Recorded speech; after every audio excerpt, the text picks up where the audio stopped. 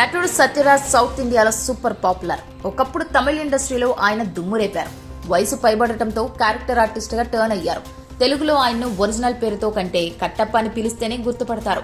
బాహుబలి సినిమాలో కట్టప్పగా ఆయన విపరీతమైన పాపులారిటీ తెచ్చుకున్నారు. ఆ తర్వాత ఆయనకు చాలా ప్రాధాన్యత ఉన్న పాత్రలు దక్కుతూ వస్తున్నాయి. ముఖ్యంగా హీరోలకు తండ్రి పాత్రల్లో ఆయన చక్కగా ఒదిగిపోతారు. ఇంత ఇమేజ్ ఉన్న నటుడు అయిన సత్యరాజ్ చాలా లో ప్రొఫైల్ మెయింటైన్ చేస్తారు. సినిమాల్లో తప్పితే మీడియా, సోషల్ మీడియాలో పెద్దగా యాక్టివ్ గా కనిపించారు.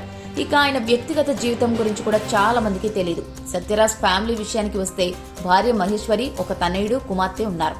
ఇప్పటికే సత్యరాజ్ కొడుకు శివరాజ్ ఇండస్ట్రీలో ఎంట్రీ ఇచ్చాడు.